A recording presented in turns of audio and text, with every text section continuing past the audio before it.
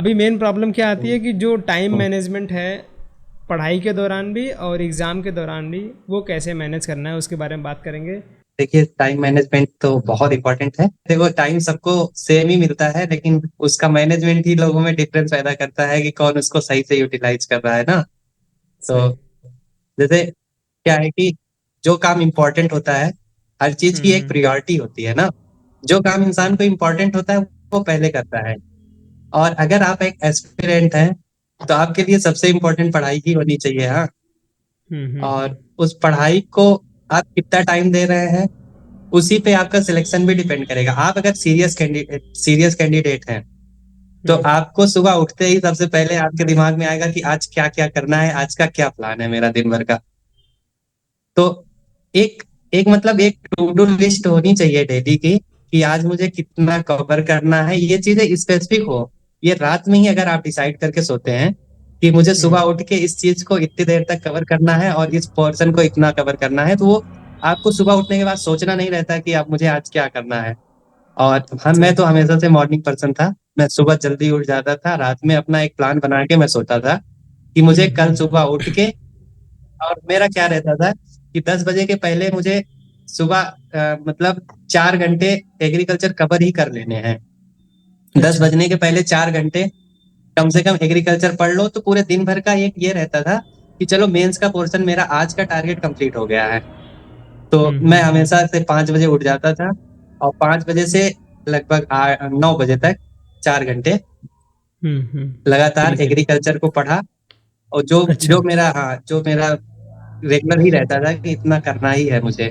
और उसके बाद फिर 10 बजे के बाद नहा धो के नाश्ता करने के बाद फिर प्रीलिम्स पे थोड़ी देर बैठता था, प्रीलिम्स का करता था। ये तो एग्जाम के टाइम की बात है, जब नोटिफिकेशन आ जाता था तब की बात है। और उस टाइम अच्छा। पे तो कम से कम देखो, अगर आप सिलेक्शन लेना चाहते हैं तो नोटिफिकेशन के बाद 10-12 घंटे तो तो भाई। बनता है पढ़ना, क्योंकि कंपटीशन इस लेवल का है। और अगर आप सीरियस एस्पिरेंट हैं तो आपके दिमाग में वो मतलब पढ़ाई ही चलेगी, और कुछ चीजें आपको अच्छी भी नहीं लगेंगी ना।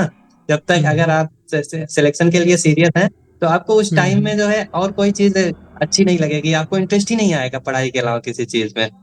और ऐसा ही मेरे साथ होता था कि मैं अगर इंटरटेनमेंट भी करना है तो क्विज में करो, टेलीग्राम की क्विज में इंटरटेनमेंट करो, डिस्कशन में क्या इंटरटेनमेंट करो, बात। और किसी चीज में मत करो।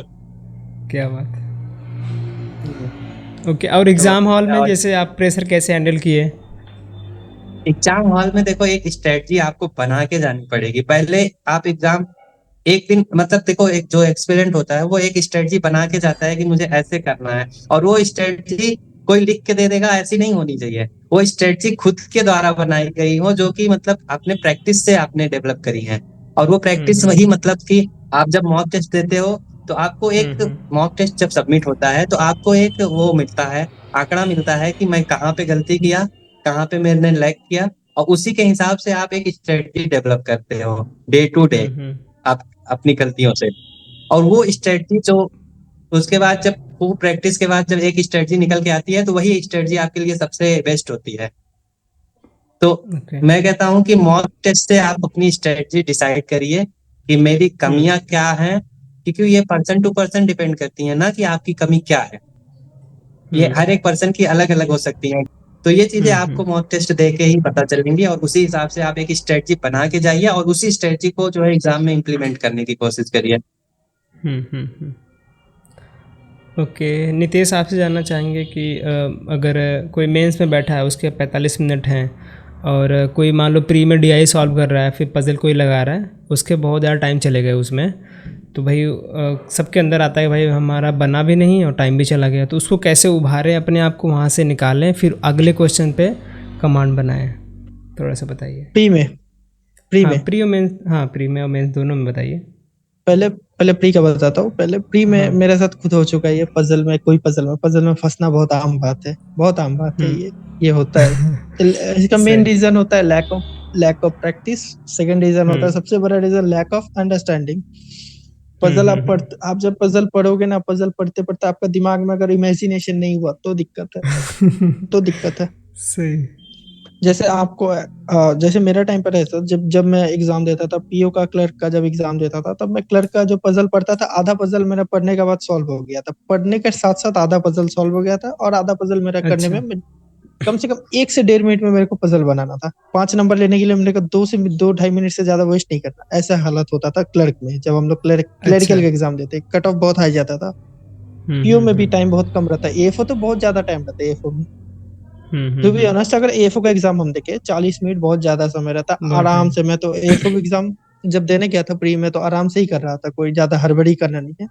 बट हाँ, हम्म। एएफओ एग्जाम में ये है, जो एग्रीकल्चर वाले हैं वो ज्यादा जनरल बैंकिंग को पसंद नहीं करते। मेरे को ये देख 95% से ज्यादा जनरल बैंकिंग को पसंद ही नहीं करते, वो लोग पीओ एग्जाम देना ही नहीं चाहते। सही, देना नहीं चाहते। हाँ।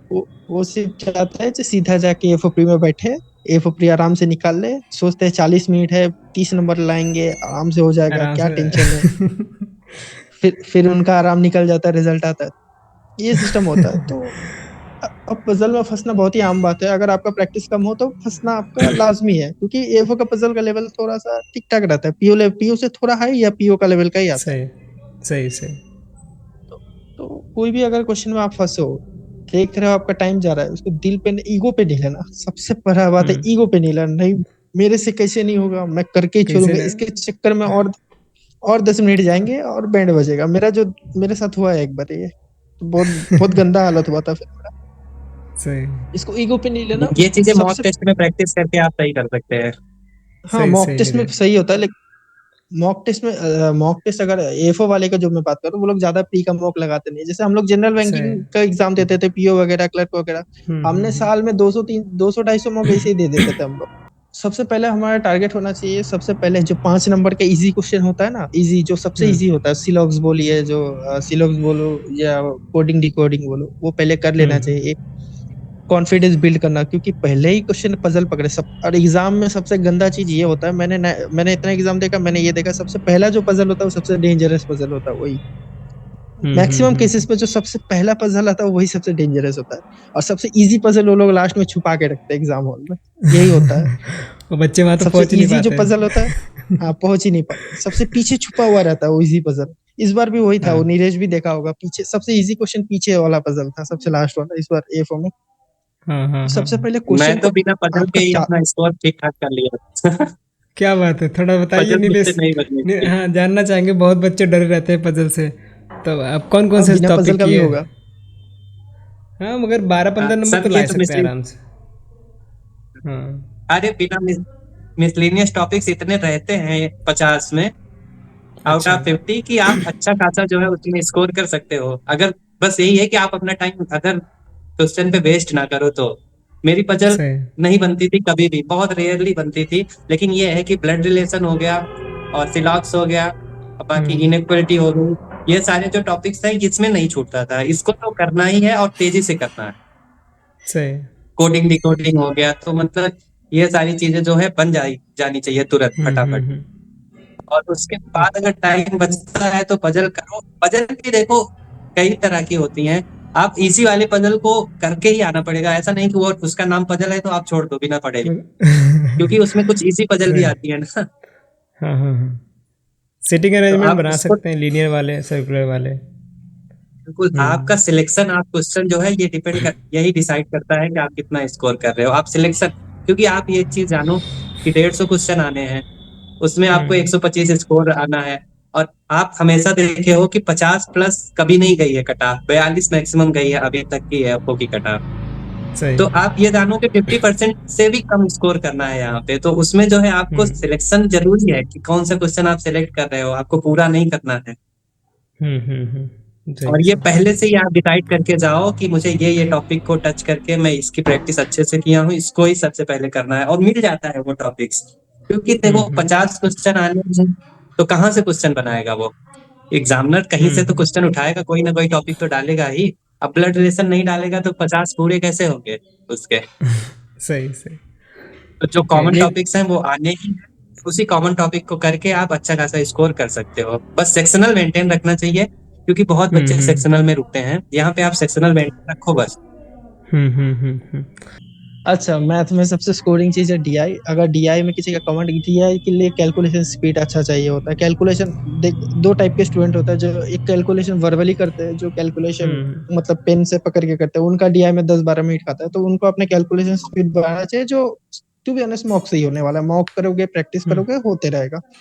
दिन में आप दो सही। मॉक भी, एक एक मॉक भी लगाते रहोगे तो एक साल में 365 मॉक लगाओगे, तो सोच कहाँ चला जाएगा स्पीड। अभी भी है टाइम, 3 महीने सही। में 90 मॉक लग जाएंगे। अगर कोई सीरियस हुआ तो 120 तक मॉक लगा देगा वो। तो इससे हम्म। होगा। और एरिथमेटिक पे अभी तो जिन लोगों ने थोड़ा बहुत जोर दिया, उनको एरिथमेटिक में एक बार ब्रश अप करना जरूरी है, क्योंकि एरिथमेटिक के बिना डीआई सॉल्व होना मुश्किल होता 3 महीनों के लिए इतना अगर फॉलो करेंगे तो भाई बहुत अच्छा स्कोर कर सकते हैं आप लोग। तो जैसा कि नीतीश से बात हुआ था, हम एक स्कॉलरशिप टेस्ट करा रहे हैं इसके लिए, हम्म। टेस्ट सीरीज़ के लिए हमने काफ़ी मेहनत करके टेस्ट सीरीज़ बनाया है। तो नीतीश का कहना था कि जो बच्चे मतलब टॉप 5 में आएंगे उनको हमारी तरफ से स्पॉन्सर किया जाएगा टेस्ट सीरीज़ फ्री में। ठीक है, मैं एक टेस्ट डिज़ाइन कर रहा हूँ 60 क्वेश्चन का मेंस के लिए। अगर जो भी पार्टिसिपेट करना चाहते हैं टेलीग्राम पे हमारे जुड़े रहिए, आपको वहाँ पे नोटिफिकेशन मिल जाएगा। ठीक है, क्वेश्चन जिस दिन लाइव होगा आपको पता चल जाएगा। ठीक है, तो आप मेहनत कीजिए उसके लिए। जो टॉप 5 बच्चे आएंगे उनको फ्री का टेस्ट दिया जाएगा। और जो लोग टेस्ट ज्वाइन करना भी चाहते हैं, आपके लिए लिंक अवेलेबल है। हमने काफ़ी एग्ज़ाम लेवल के टेस्ट बनाए हैं आपके लिए। बहुत ऐसे सोचते थे सारा दिन पढ़ना होगा बच्चे को, ऐसा भी नहीं है। हमें एक 1-1.5 घंटे थोड़ा घूम भी लेना चाहिए, हल्का फुल्का, तो दिमाग फ्रेश रहना चाहिए। सारा दिन किताब बनाने से जो प्रेशर हो जाता है ना, वो हावी हो जाता है बहुत। 2 घंटा पढ़ने के बाद अगर 10 मिनट रील्स वगैरह 15 मिनट देख रहे हो तो ठीक है, दैट्स ओके।